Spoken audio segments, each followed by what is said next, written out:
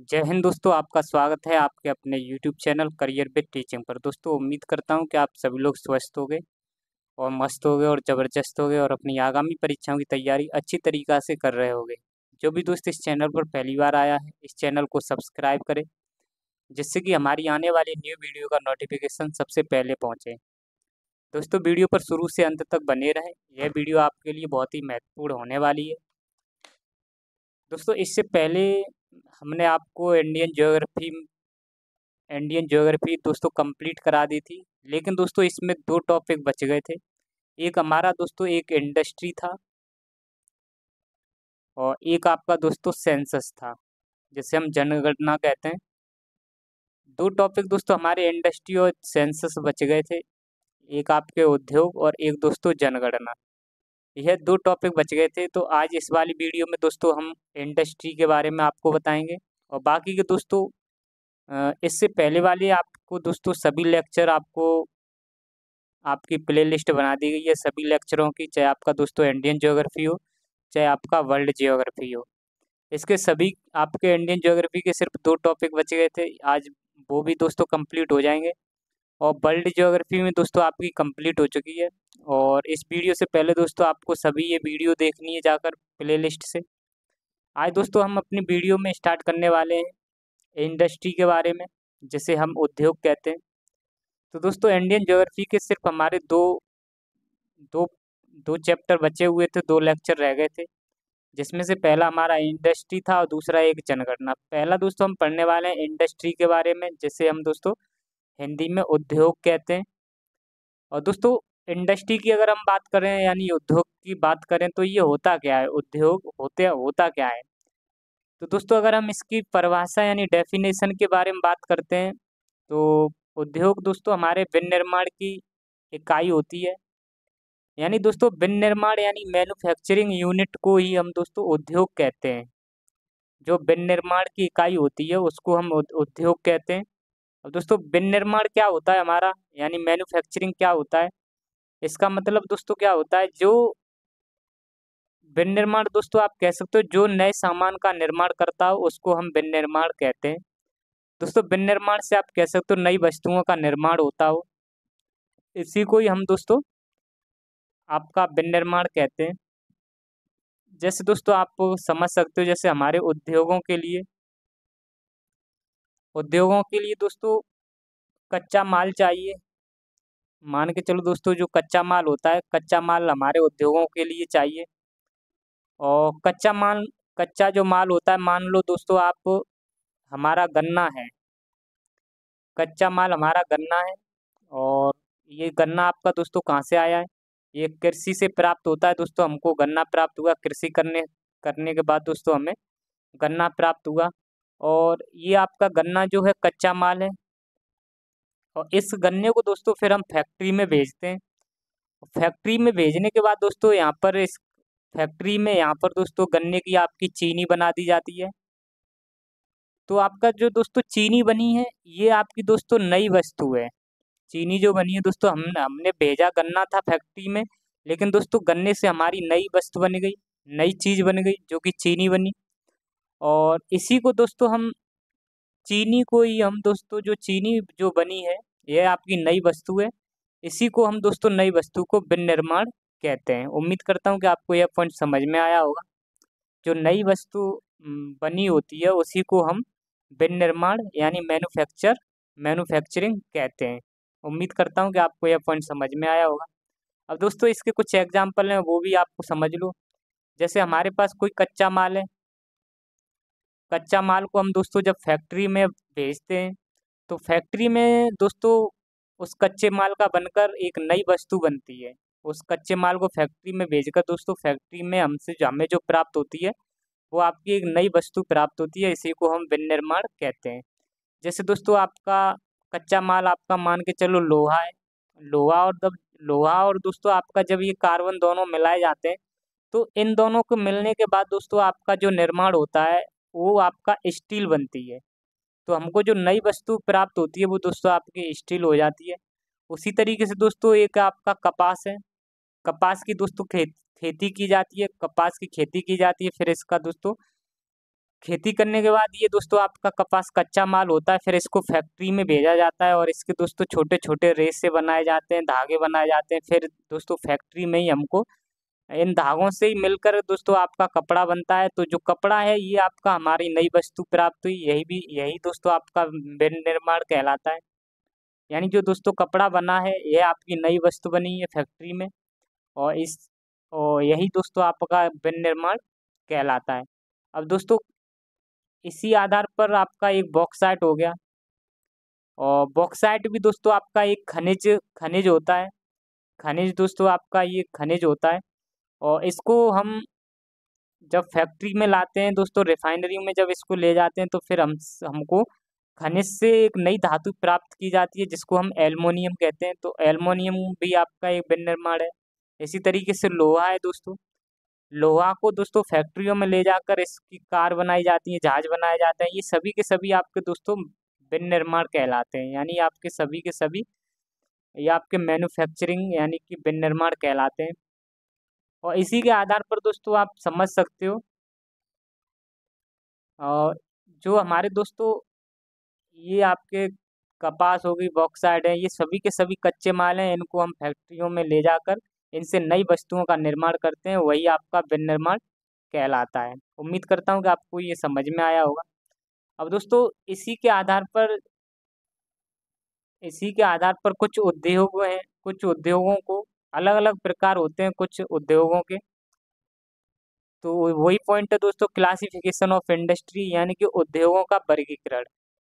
इन उद्योगों को अलग अलग यानी कि प्रकार है। पहला जो उद्योग है दोस्तों, यानी कि कुछ उद्योग ऐसे होते हैं जो कि दोस्तों खनिज पर निर्भर करते हैं, यानी कि वहाँ से हमें मिनरल्स आएंगे और मिनरल्स को ले जाकर फैक्ट्री में दोस्तों कारखानों में दिया जाएगा। फिर कारखानों में वहाँ पर एक प्रोसेस चलता है, फिर उसके बाद हमको एक नया नया दोस्तों धातु मिलता है। इसी तरीके से दोस्तों हमारा कुछ कुछ दोस्तों उद्योग आपके एग्रो बेस्ड होते हैं, यानी कि कृषि पर आधारित होते हैं।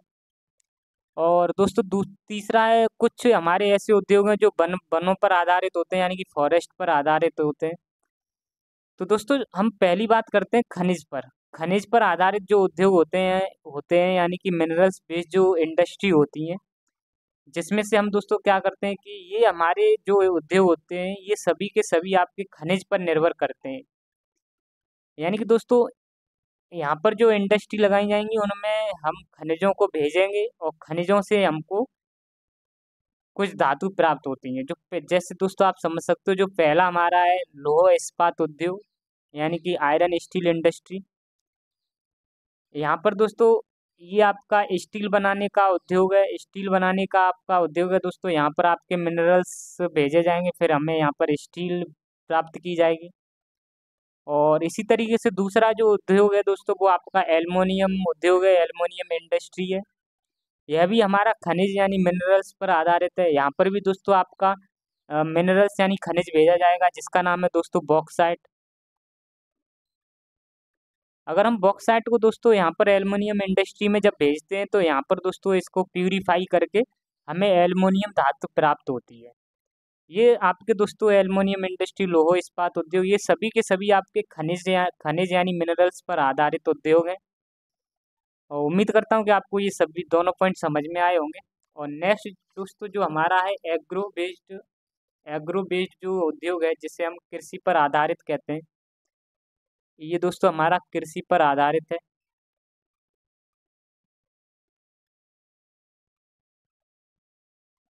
ये हमारा कृषि पर आधारित उद्योग है।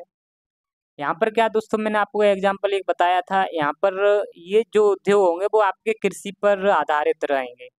जैसे दोस्तों हम कृषि में आपका गन्ना करते हैं, ये हमारा दोस्तों जो है, जैसे हमारा एक उद्योग है, मान के चलो चीनी उद्योग, एक हमारा उद्योग है चीनी उद्योग।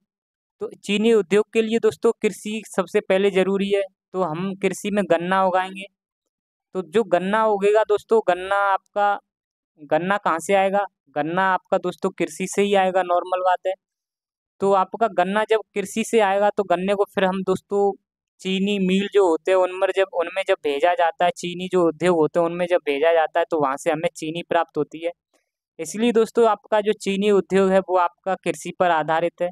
और इसी तरीके से आपका कपड़ा जो उद्योग है यह भी आपका कृषि पर आधारित है। कृषि कपड़ा उद्योग आप कैसे कह सकते हो, जैसे दोस्तों आपको कपड़ा उद्योग में जैसे कपास जो होता है यानी कि कॉटन जो होता है, कॉटन आपका कैसे प्राप्त होगा हमें, हम दोस्तों कपास की खेती करते हैं, खेती यानी कृषि करते हैं कपास की। तो कपास की जब कृषि की जाती है तो कृषि से हमें दोस्तों कपास मिलता है। फिर कपास को हम दोस्तों जो कपड़ों के जो मील होते हैं दोस्तों, कपड़ा उद्योग होते हैं, उनमें इन इन कपास को भेजा जाता है। फिर वहां पर दोस्तों इनकी दोस्तों कपास के आपके छोटे छोटे रेसे रेसे बनाए जाते हैं। फिर उन्हीं रेसों से आपके इन कपड़ों का निर्माण होता है। तो दोस्तों आपके जो कपड़ा उद्योग हो गया, चीनी उद्योग हो गया, ये सभी के सभी उद्योग आपके कृषि पर आधारित होते हैं। और नेक्स्ट है दोस्तों आपका फॉरेस्ट बेस्ड यानी कि वन आधारित उद्योग। ये दोस्तों आपके वनों पर आधारित उद्योग होते हैं। जैसे आपका एक कागज उद्योग हो गया, कागज उद्योग दोस्तों ये हो गया आपका, ये कागज उद्योग होते हैं जैसे कि वनों से हम जो एक दोस्तों जैसे सेल्यूलोज प्राप्त किया जाता है वनों से। तो वनों को दोस्तों सेल्यूलोज प्राप्त करके, जो वनों में पेड़ होते हैं उनसे सेल्यूलोज प्राप्त करके, और सेल्यूलोज प्राप्त करके उनको दोस्तों कागजों के उद्योगों में भेजा जाता है। फिर वहां पर आपका सेल्यूलोज से ही आपके कागजों का निर्माण होता है। इसीलिए दोस्तों ये आपके कागज उद्योग हो गए फॉरेस्ट पर आधारित। एक दोस्तों आपका हो गया रेशम उद्योग। एक दोस्तों रेशम उद्योग भी आपका वन पर आधारित है। क्योंकि दोस्तों जो रेशम के जो कीड़े होते हैं वो आपके एक शहतूत शहतूत का पेड़ होता है, उस पर इनको दोस्तों पाला जाता है। जो रेशम के जो कीड़े होते हैं दोस्तों, ये आपका शहतूत के पेड़ पर ये इन कीड़ों को पाला जाता है। और फिर दोस्तों यहाँ पर ये रेशे अपने छोड़ते रहते हैं और उसी से दोस्तों हमें रेशम के वस्त्र भी प्राप्त होते हैं। तो ये आपके दोस्तों रेशम उद्योग भी आपका फॉरेस्ट पर आधारित है। और कुछ दोस्तों उद्योग उद्योग हैं हमारे, जैसे आपके तकनीकी आधारित तकनीकी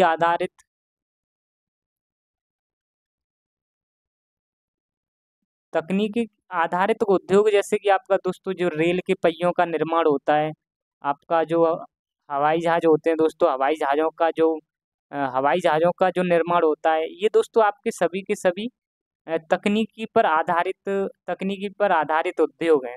इस तरीके के हमारे दोस्तों ये उद्योगों का वर्गीकरण है। उम्मीद करता हूँ कि आपको वर्गीकरण समझ में आया होगा। पहला जो दोस्तों था हमारा उद्योग जो खनिजों पर आधारित था, उनमें से आपका पहला था लोहा इस्पात उद्योग, जिसे हम आयरन स्टील इंडस्ट्री कहते हैं। यहाँ पर दोस्तों आपके यहाँ पर जो हमें प्राप्त होते हैं वो स्टील यानी कि इस्पात प्राप्त होते हैं। ये इस्पात कैसे प्राप्त होते हैं, क्योंकि दोस्तों लोहा इस्पात उद्योगों में सबसे पहले कच्चा माल भेजा जाता है। कच्चा माल में दोस्तों आपका लोहा रहता है और कार्बन रहता है, यानी कि लोहा 99% रहता है और 1% आपका कार्बन रहता है। इनको मिलाने के बाद दोस्तों जो हमें धातु प्राप्त होता है वो आपका स्टील यानी कि इस्पात प्राप्त होता है। यानी दोस्तों हम इस्पात यानी कि स्टील का इस निर्माण कैसे होगा, तो दोस्तों हमारा जो स्टील का निर्माण होता है वो आपका लोहा और कार्बन को मिलाने से आपका स्टील का निर्माण होता है। और यह दोस्तों आपका पहला है हमारा आयरन स्टील इंडस्ट्री। इसमें ही हम दोस्तों स्टील का प्राप्त कर पाएंगे, जो कि आपका मिक्सचर दो चीज़ों का रहेगा, लोहा और कार्बन का। दोस्तों इसी तरीके से ये आपके लोहा इस्पात उद्योगों को भी लगाया गया था। और जो दोस्तों हमारा पहला लोहा इस्पात कारखाना स्थापित किया गया था, क्योंकि दोस्तों हमें स्टील को अगर प्राप्त करना है तो इसके लिए कहीं ना कहीं इंडस्ट्री तो लगानी पड़ेगी। तो दोस्तों स्वतंत्रता जब हमारा देश आज़ाद हुआ था 1947 में, तो दोस्तों स्वतंत्रता से पहले 1947 से पहले भी एक लोहा इस्पात उद्योग लगाए गए थे। लोहा इस्पात उद्योग लगाए गए थे यानी कि आयरन स्टील इंडस्ट्री लगाई गई थी। जो दोस्तों अगर स्वतंत्रता से पहले की अगर हम बात करते हैं तो पहला जो लोहा इस्पात उद्योग जो था वो आपका 1874 में दोस्तों कुल्टी वेस्ट बंगाल में लगाया गया था। कुल्टी वेस्ट बंगाल में इसको लगाया गया था। और यह दोस्तों कुल्टी जो है आपका वेस्ट बंगाल में आसनसोल जिले के अंतर्गत आता है, इसी के अंदर आता है आपका कुल्टी वेस्ट बंगाल। यानी कुल्टी जो है आसनसोल जिले के अंदर आता है, जो कि दोस्तों वेस्ट बंगाल का आपका दोस्तों जिला है आसनसोल। आसनसोल जिला है दोस्तों वेस्ट बंगाल का, उसके अंतर्गत आपका कुल्टी जगह स्थान एक आता है। वहाँ पर आपका फर्स्ट स्टील प्लांट प्लांट है दोस्तों। ये प्लानेट नहीं है, प्लांट है। फर्स्ट स्टील प्लांट जो है 1876 में लगा था। और दोस्तों हमारे जो भारत में प्रथम लोह इस्पात संयंत्र जो लगाया गया था, इसका एक नाम था। ये जो दोस्तों लोह इस्पात उद्योग जो इंडस्ट्री लगाया गया था, लोह इस्पात संयंत्र जो लगाया गया था, इसका जो नाम था वो बंगाल आयरन वर्क्स था। बंगाल आयरन वर्क्स था। और यह दोस्तों आपका बराकर नदी के तट पर था। भारत का प्रथम लोह इस्पात संयंत्र का जो नाम था वो बंगाल आयरन वर्क्स था दोस्तों। यह आपका बराकर नदी के तट पर स्थित था। फिर दोस्तों दूसरा जो भारत में इस लोह इस्पात संयंत्र लगा था, इंडस्ट्री जो लगी थी, वो आपकी दोस्तों 1907 में इसको स्थापित किया गया था, जिसका नाम था दोस्तों टिस्को। यानी कि दोस्तों ये जमशेद जी टाटा के द्वारा इसको टिस्को की स्थापना की गई थी। यह आपका दोस्तों Tata iron steel company limited है। यानी कि दूसरा जो संयंत्र था, जो लोह इस्पात संयंत्र जो लगा था, वो दोस्तों आपका जमशेद जी टाटा के द्वारा इसको स्थापित किया गया था 1907 में। और अगर हम दोस्तों अगर इसकी स्थान की बात करें, तो जमशेद जी टाटा के द्वारा जो टिस्को जो कंपनी स्थापित की गई थी, वो दोस्तों आपकी सांकची एक स्थान है। सांकची नामक स्थान में दोस्तों, सांकची जो स्थान है वो आपका जमशेदपुर है दोस्तों, जमशेदपुर में स्थित है। सांकची नामक स्थान में दोस्तों जमशेदपुर में आपका यह आपका दोस्तों सांकची स्थान जमशेदपुर में है। यह आपका झारखंड के अंदर आ पड़ता है। आप कह सकते हो दोस्तों जो सांकची स्थान है वो आपका जमशेदपुर झारखंड के अंदर अंदर पड़ता है, इसके अंदर आता है। और यह दोस्तों जमशेद जी जो टाटा ने जो टिस्को की स्थापना की थी, यानी कि ये टाटा जो लोह इस्पात की जो स्थापना की गई थी, वो आपकी स्वर्ण रेखा नदी के तट पर इसकी स्थापना की गई थी। क्योंकि दोस्तों इसके ही पास में आपकी स्वर्ण रेखा नदी स्थित है। क्योंकि दोस्तों अगर हम कहीं पर भी कोई भी प्लांट लगाते हैं, तो सबसे पहले उसके लिए आपकी एक बिजली की ज़रूरत होती है, और एक दोस्तों आपकी पानी की ज़रूरत होती है। तो इसलिए ये नदियों पर ही स्थापित किए जाते थे। और दूसरा है 1923 में दोस्तों आपका दूसरा प्लांट लगाया गया था लोह इस्पात का, जिसका नाम है इंडियन आयरन स्टील कंपनी। इसका नाम दोस्तों भारतीय लोह इस्पात कंपनी रखा गया था। और इसकी स्थापना 1923 में दोस्तों वेस्ट बंगाल की हीरापुर में इसकी स्थापना हुई थी। बाद में इसको दोस्तों बर्नपुर में स्थापित कर दिया गया था। और इसकी स्थापना जो हुई थी वो आपकी दामोदर नदी के पास में हुई थी। भारतीय लोह इस्पात कंपनी की स्थापना दामोदर नदी के पास में हुई थी दोस्तों। और इसी साल दोस्तों आपका 1923 में मैसूर आयरन स्टील वर्क्स की स्थापना की गई थी। यह भी आपका दोस्तों लोह इस्पात संयंत्र था, मैसूर आयरन स्टील्स वर्क्स। और यह आपका कर्नाटक भद्रावती में स्थित है। कर्नाटक भद्रावती में यह आपका नेक्स्ट वाला ये दोस्तों लोह इस्पात संयंत्र स्थित है। लेकिन दोस्तों ये आपका मैसूर आयरन स्टील वर्क्स जो है, इसका नया नाम जो है वर्तमान में वो Visvesvaraya iron and steel works है। Visvesvaraya iron and steel works अभी का वर्तमान में नाम इसका रख दिया गया है मैसूर आयरन स्टील वर्क्स का। अब दोस्तों स्वतंत्रता के बाद, ये हमारे स्वतंत्रता के पहले लोह इस्पात संयंत्र थे, यानी कि लोह इस्पात की इंडस्ट्री थी स्वतंत्रता के पहले की। अब जब 1947 के बाद दोस्तों जो भारत में द्वितीय पंचवर्षीय योजना आई थी दोस्तों, स्वतंत्रता के बाद द्वितीय पंचवर्षीय योजना जब लागू की गई थी भारत में, तो दोस्तों इस टाइम पर भारत में 3 आयरन स्टील प्लांट स्थापित किए गए थे द्वितीय पंचवर्षीय योजना में दोस्तों। इसके दौरान सेकंड 5 ईयर प्लानिंग के दौरान आपके भारत में 3 आयरन स्टील प्लांट स्थापित किए गए थे। जिसमें से दोस्तों अगर हम बात करें और इन आपके ये दूसरे पंचवर्षीय योजना के दौरान ही 3 स्टील प्लांट लगाए गए थे, जो कि दोस्तों आपका स्टील का प्रोडक्शन करते हैं, स्टील का उत्पादन करते हैं। दोस्तों पहला जो था आपका भिलाई था, जो का दोस्तों भिलाई आपका छत्तीसगढ़ में पड़ता है। और इसको भिलाई दोस्तों, भिलाई लौह इस्पात संयंत्र को बनाने में जो सहायता दी थी वो आपकी यूएसएसआर ने दी थी, जिसका वर्तमान में नाम दोस्तों रूस है। और इसकी स्थापना 1956 में की गई थी। भिलाई लौह इस्पात संयंत्र की स्थापना दोस्तों, यानी कि भिलाई जो आयरन स्टील प्लांट है, इसकी स्थापना छत्तीसगढ़ में की गई थी। और यूएसएसआर यानी कि रूस के सहयोग से दोस्तों, रूस की सहायता से 1956 में इसकी स्थापना की गई थी। दूसरा दुर्गापुर ये आयरन स्टील प्लांट की स्थापना आपकी वेस्ट बंगाल में की गई थी। और इसमें जो दोस्तों सहयोग मिला था वो आपका यूके यानी कि ब्रिटेन में दोस्तों, ब्रिटेन का इसमें सहयोग मिला था। 1956 में इसकी स्थापना की गई थी। और तीसरा दोस्तों था हमारा Rourkela iron steel plant. Rourkela steel plant की स्थापना उड़ीसा में दोस्तों की गई थी। और इसमें जो सहायता दी थी वो जर्मनी देश ने दोस्तों इसमें सहयोग दिया था। और इसको दोस्तों 1957 में इसकी स्थापना की गई थी। दो आपके भिलाई और आपका दुर्गापुर 1956 में स्थापित किए गए। और तीसरा दोस्तों आपका 1957 में।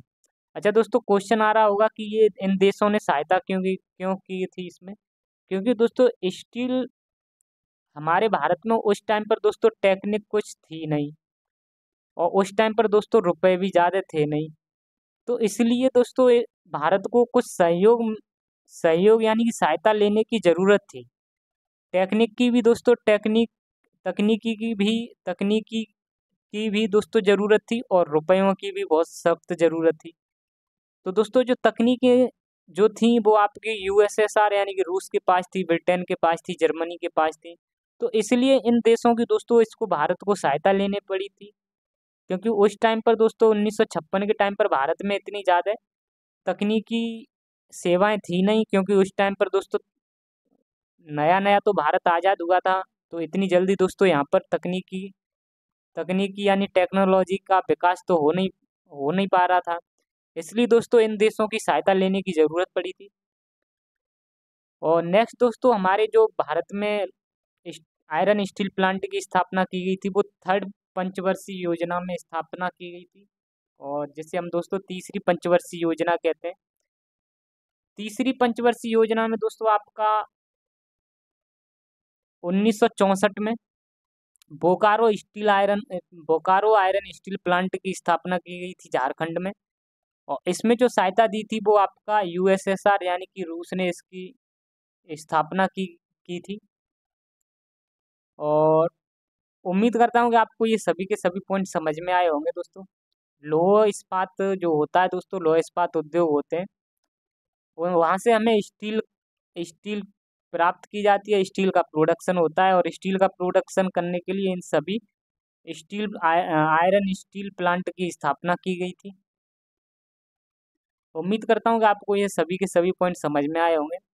अब दोस्तों नेक्स्ट जो हमारे एक था, नेक्स्ट इम्पोर्टेंट आपको जो और भी इस्पात संयंत्र बता देता हूँ, और भी जो भी स्टील प्लांट है उनके बारे में भी बता देते हैं। तो दोस्तों हमारा एक है विशाखापट्टनम इस्पात संयंत्र। यह आपका आंध्र प्रदेश में स्थित है, और इसको 1971 में दोस्तों बनाया गया था। और यह इसमें भी आपके रूस का सहयोग से यह आपका बनकर तैयार हुआ था। और नेक्स्ट दोस्तों आपका है सेलम इस्पात संयंत्र। और ये आपका सेलम आपका ये हो गया दोस्तों, सेलम इस्पात संयंत्र ये आपका तमिलनाडु में स्थित है। और इसकी स्थापना आपकी दोस्तों 1982 में इसको स्थापित किया गया था। और इस तरीके से दोस्तों ये हमारे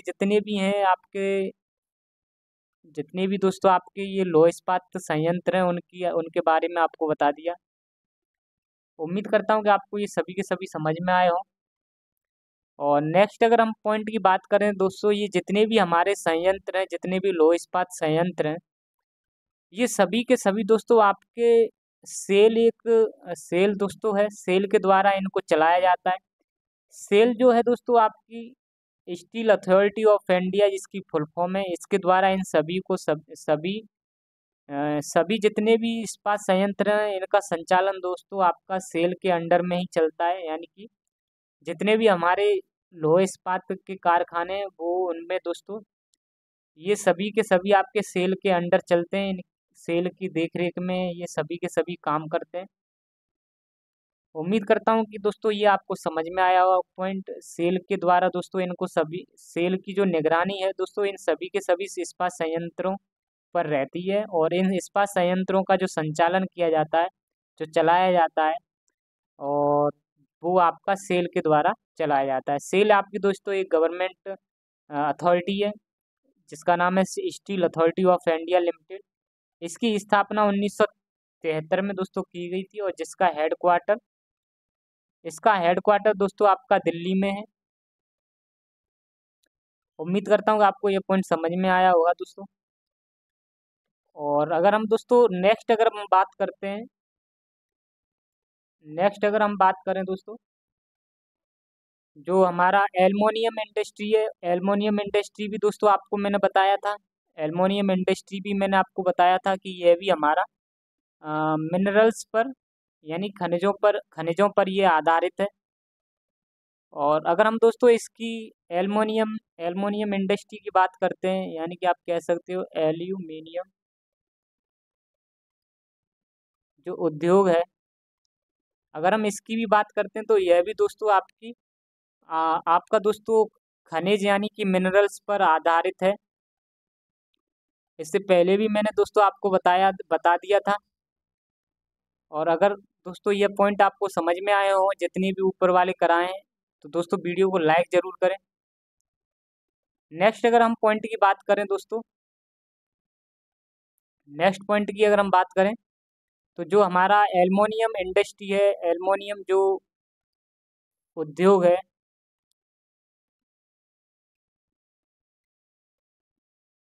तो उसकी अगर हम बात करें दोस्तों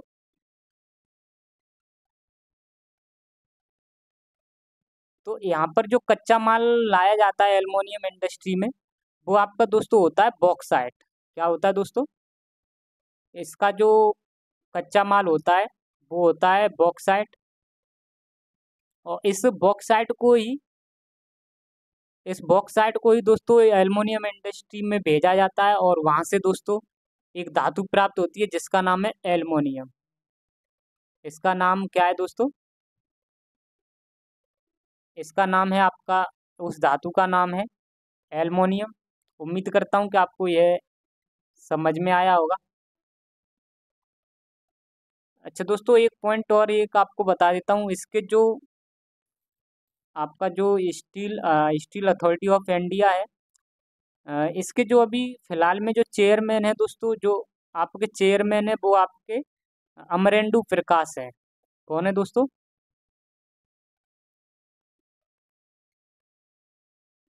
अमरेंदु प्रकाश इसके न्यू चेयरमैन है दोस्तों अभी फिलहाल में सेल के। और अगर हम दोस्तों बात करें नेक्स्ट पॉइंट की, और ये दोस्तों आपकी इसकी जो अध्यक्ष हैं वो सोमा मंडल है।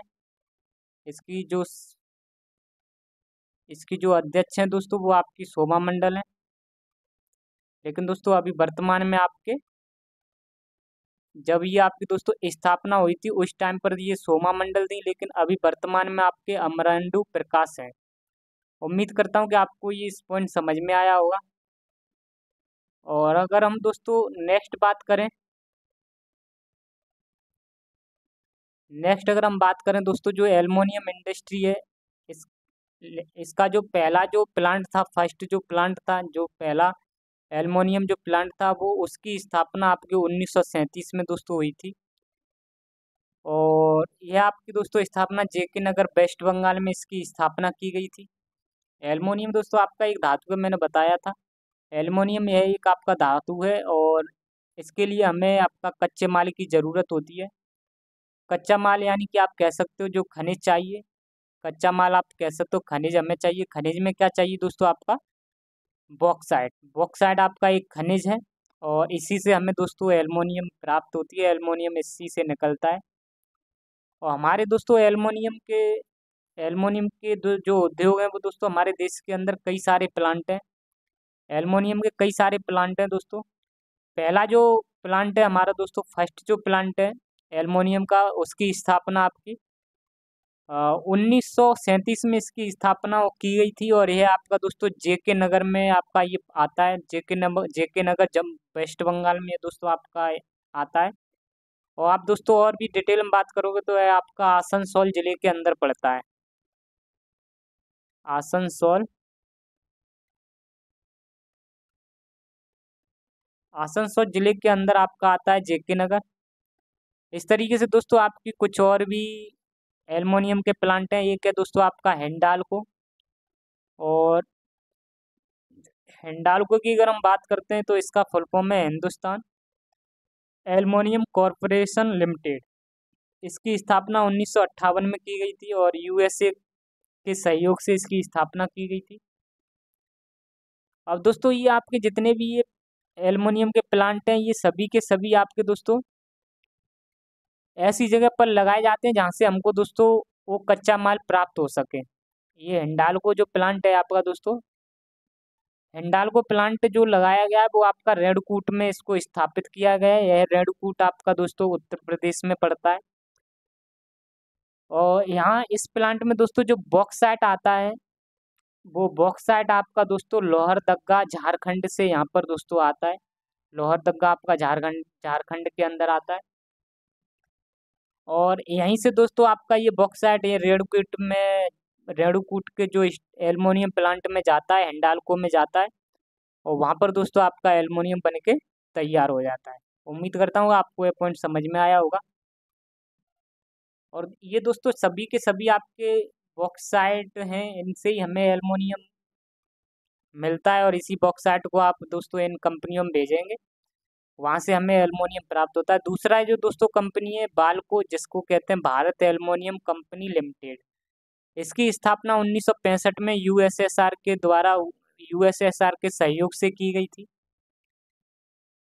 और दोस्तों अगर हम बात करते हैं बाल्को ने, जो बाल्को है, जो बाल्को ने अपना जो एल्युमिनियम बनाने का जो प्लांट लगाया था, वो प्लांट आपका कोरबा में लगाया था छत्तीसगढ़ में। और इस यहाँ पर दोस्तों जो प्लांट में आपका बॉक्साइट जो आता था, यहाँ जो बॉक्साइट आता था वो आपका अमरकंटक मध्य प्रदेश से दोस्तों आता था। यानी कि अमरकंटक मध्य प्रदेश से बॉक्साइट सप्लाई किया जाता था बाल्को के लिए, बाल्को में।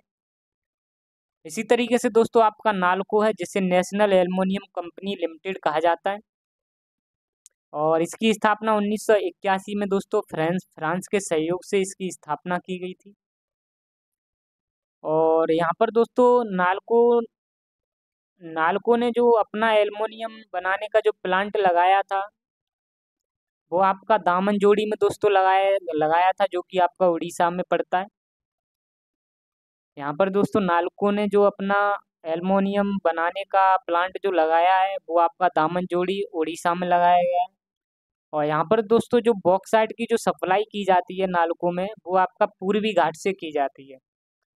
उम्मीद करता हूँ कि आपको ये समझ में आया होगा। दोस्तों चौथा एक और प्लांट है, जिसका नाम है मालको।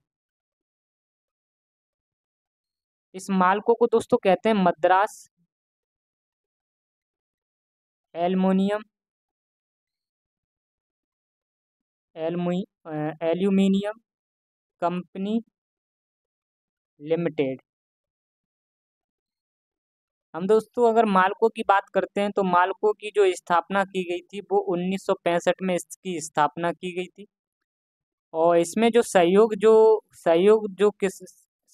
था, यानी कि सहयोग किसका था इसमें, सहयोग जो था यानी कि किसके सहयोग से ये कंपनी बनी थी, वो आपकी इटली के सहयोग से ये कंपनी बनी थी मालको। और यह मालको का जो प्लांट जो लगाया गया था वो दोस्तों आपका, यानी कि मालको जो था दोस्तों, मालको ने अपना जो एल्युमिनियम बनाने का जो प्लांट जो लगाया था वो आपका मैटूर तमिलनाडु में इसको लगाया था। मैटूर तमिलनाडु में दोस्तों इसको लगाया गया था। इस तरीके से दोस्तों आपके 4 ये जितने भी हैं, मालको हो गया, नालको हो गया, हिंडाल्को हो गया, और ये जितने भी हैं दोस्तों, इन्होंने अपने जो एल्युमिनियम के निर्माण के लिए, एल्युमिनियम बनाने के जो प्लांट लगाए हैं, अलग अलग जगहों पर लगाए हैं, और ऐसी जगहों पर लगाए हैं दोस्तों जहाँ से आसानी से इनको बॉक्साइट सप्लाई की जा सके। उम्मीद कर उम्मीद करता हूँ कि दोस्तों ये आपको सभी पॉइंट समझ में आए हों, और अगर ये दोस्तों वीडियो आपको पसंद आई हो तो वीडियो को लाइक करें और हमारे चैनल को सब्सक्राइब करें। आज के लिए इतना ही, मिलते हैं नेक्स्ट वीडियो में। जय हिंद, जय भारत, जय माँ सरस्वती।